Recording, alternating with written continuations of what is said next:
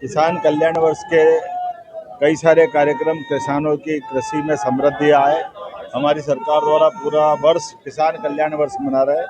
ऐसे में समृद्ध किसान सशक्त प्रदेश के नवाचार पर आधारित ये कृषि मंथन जवाहरलाल नेहरू कृषि विश्वविद्यालय जबलपुर में आयोजित किया गया, जहां विविध प्रकार के अलग अलग किसानों के हित के संबंध में बहुत सारे यंत्रों की, विभिन्न प्रकार के स्टार्टअप की, कृषि की, जिन्स के उपज के बीजों की बहुत सारी अलग अलग स्टार्टअप इनके स्टॉल पर प्रदर्शनी लगाई गई थी। मेरी अपनी ओर से बधाई और उम्मीद करेंगे कि हमारे इस कार्यक्रम के साथ कई प्रकार के लोकार्पण भूमि पूजन भी किए गए, जो स्वर्गीय भारत रत्न अटल बिहारी वाजपेयी का लगभग 17 करोड़ की लागत से एक नए भवन का लोकार्पण भी किया गया। यहीं नरसिंहपुर में गन्ना रिसर्च सेंटर का एक बड़ा कार्यक्रम नया यूनिट प्रारंभ हुआ है। इसी के साथ साथ हमारे अलग अलग प्रकार के विविध उद्यमियों को, हितग्राहियों को उनके हित लाभ वितरण का कार्यक्रम भी रखा गया था। पूरे वर्ष हमारे इन सारे कार्यक्रमों से कृषक कल्याण की जो हमारी मनोभावना है उस पर हम काम कर रहे हैं। और ख़ासकर ये तो कृषि सब्जेक्ट का विश्वविद्यालय है।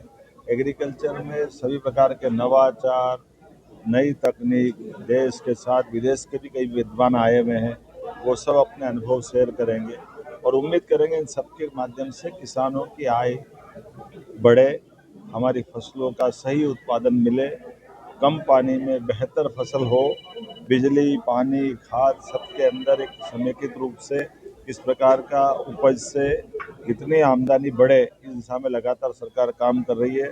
मुझे संतोष है कि सरकार के इन सारे प्रयासों से पूरे प्रदेश में अनुकूलता का माहौल बना हुआ है। इसी कारण से हमारे लिए फसलों का उत्पादन भी बढ़ रहा है।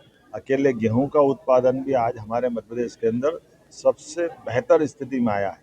हमने कई मामलों में पंजाब को पीछे छोड़ा है। ऐसे में हमने किसानों को लिए भी जो हमारा कमिटमेंट है, कल से हम उपार्जन चालू कर रहे हैं 2625 का दाम दे करके, और हमने उसका सारा प्रबंधन कर लिया। यद्यपि बहुत सारी चुनौतियां थी, वैश्विक स्तर के हालात भी सबके सामने हैं, लेकिन किसानों के प्रति हमारी जो प्रतिबद्धता है, हमारे लिए किसान अन्नदाता सर्वोपरि है।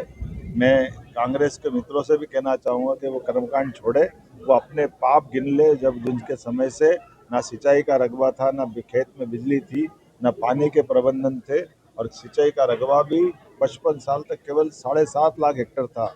मुझे इस बात की प्रसन्नता है, आज 2 साल में 10 लाख हेक्टेयर से ज़्यादा तो हमने 2 साल में सिंचाई का रकबा बढ़ाया।